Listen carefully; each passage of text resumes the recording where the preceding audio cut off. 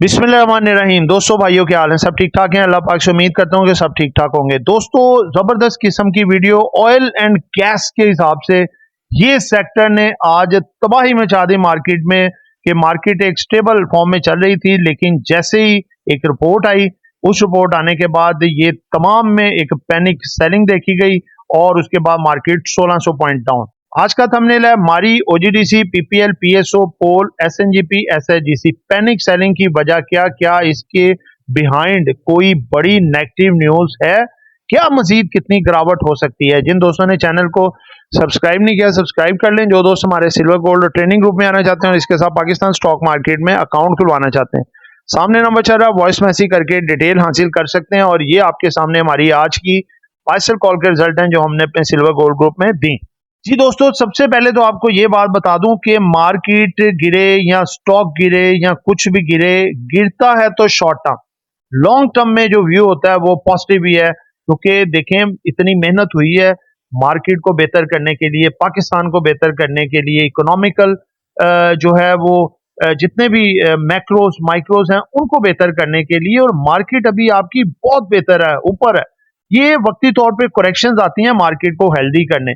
कभी कोई सेक्टर गिर गया तो कभी कोई सेक्टर गिर गया, कभी किसी की नेगेटिव न्यूज है तो कभी किसी की पॉजिटिव न्यूज है। तो ऑयल एंड गैस आप देखें कितना ज्यादा बढ़ा था, तो अब कोई ना कोई नेगेटिव न्यूज से इसको गिराना भी तो था ना। जाहिर सी बात है कि जब करेक्शन आती है, वो जब उठाव आता है तो इन्हीं सेक्टर्स की वजह से आता है, जैसे फर्टिलाइजर हो गया, बैंक हो गया, ऑयल एंड गैस जो सबसे ज्यादा वेटेज वाले स्टॉक है। तो जब करेक्शन देनी होती है, बड़े प्लेयर्स ने बाइंग की जगह बनानी होती है, तो इन्हीं को गिरा के तो फिर उनको उठाते हैं, फिर ही उनको एक अच्छी बचतें होती हैं और मामला चलते हैं, तो मार्केट आगे उसका व्यू पॉजिटिव है लॉन्ग प्रोस्पेक्ट के हिसाब से। शॉर्ट टर्म के लिहाज से ये करेक्शन है, थोड़ी बहुत आएगी, मार्केट हेल्दी होगी, दोबारा ऊपर हो जाएगी, इसलिए परेशान ना हो। आप परेशान होंगे, घबराएंगे तो आप अपनी सेहत को खराब करेंगे और कुछ भी नहीं होगा। जो चीजें आपकी नीचे गई हैं वो ऊपर भी आनी है, ठीक है। और जिनमें आपने प्रॉफिट टेकिंग कर ली हुई है, देखें वही आपको सस्ते दामों में मिलने जा रही हैं, इसलिए आप खुश हो जाएं और अपनी सैडनेस को खत्म करें। अच्छा, अब ये रिपोर्ट आपके सामने रखने जा रहा हूं जी, ऑयल एंड गैस के गिरने की मेन वजह जो थी। ये देखें जी, एक रिपोर्ट आई है, इसके मुताबिक है जी, E&P sector earnings to decline 39% year on year basis. We expect E&P sector earnings to decline by 39% year on year।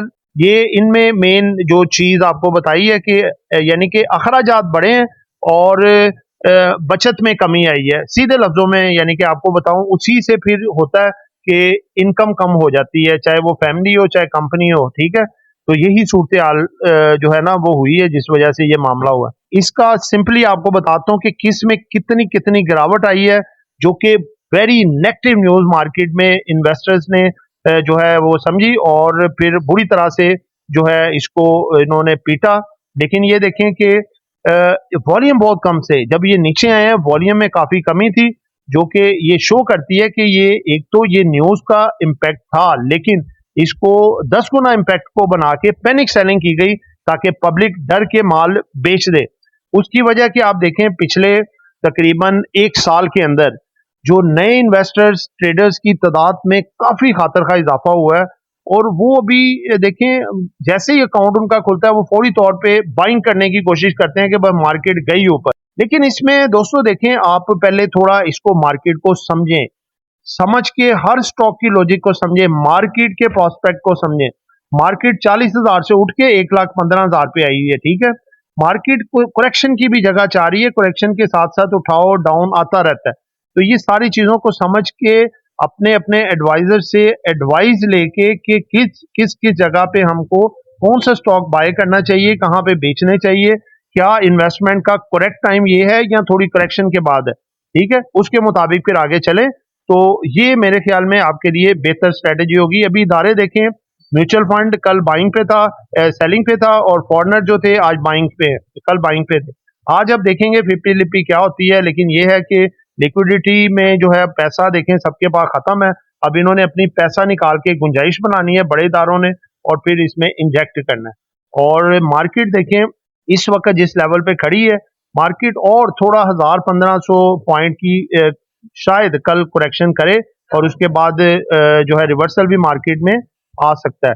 तो दोस्तों ये जो पोजीशन वाइज मैं आपको बताने लगा हूँ, जो डिक्लाइन आया है इसमें देखें, सबसे पहले पीपीएल में 12% का डिक्लाइन है, सबसे ज्यादा ओजीडीसी में 7% का है, पोल में 6% का है, मारी में देखें सबसे कम 3% का डिक्लाइन है, जो कि कुछ भी नहीं कंसिडर होता। देखें इतने इतने बड़े डिक्लाइन वाली कंपनियां इतने इतने हैवी अपर कैप लगा रही हैं, तो ये तो कुछ भी नहीं है, ये माल छुड़वाया गया है मारी पेट्रोलियम। आप इसको सिर्फ लॉन्ग प्रोस्पेक्ट के हिसाब से लें, शॉर्ट टर्म में जिन्होंने लेना है वो वेट करें ताकि ये कहीं लग लगाए और अपनी नई ऊपर वाली परवाज पे आए। लेकिन लॉन्ग टर्म वालों को डरने की कोई जरूरत नहीं है, वो जो है 2 साल के लिए इसको होल्ड करके रखें, ये आपको बहुत अच्छा प्रॉफिट दे के जाएगा, क्योंकि आईटी टेक्नोलॉजी में, माइनिंग में और इसके साथ पेट्रोलियम में ये कंपनी जो है इंशाल्लाह ताला अपनी अर्निंग को काफी हद तक इम्प्रूव करके ऊपर ले जाएगी, और आने वाले क्वार्टर्स में आप देखेंगे कि इसके रिजल्ट्स बहुत जबरदस्त किस्म के होंगे। ठीक है, तो लिहाजा मारी पेट्रोलियम और साथ ऑयल एंड गैस जैसे कि पीपीएल, ओजीडीसी, पोल और पीएसओ वगैरह, ये भी आने वाले दिनों में रिकवर कर सकते हैं और रिकवर हो जाएंगे। लेकिन आप पहले इसका देखें कि कितना जो सेलिंग प्रेशर है वो कहाँ पे और किस हद तक नीचे जाके कौन सी सपोर्ट पे मेन रुकता है, और उसको इंडिकेशन करके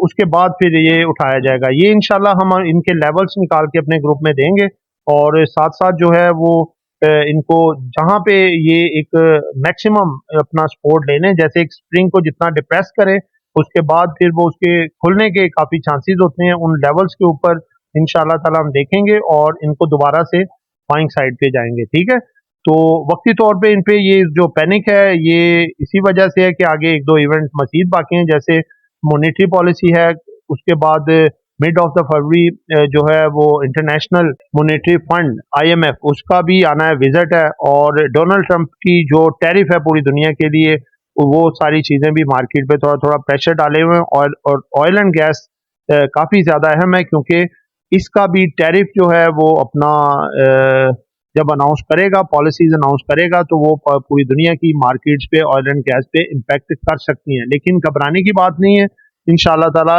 ये जल्द रिकवर होने की सलाहियत रखते हैं। तो दोस्तों ये एक एजुकेशन पर्पस वीडियो थी, नॉट बाय सेल कॉल। खरीदना है, बेचना है, अपनी मर्जी करनी है। दुआ में याद रखिएगा, आपका दोस्त आमिर शहजाद। अल्लाह हाफिज़।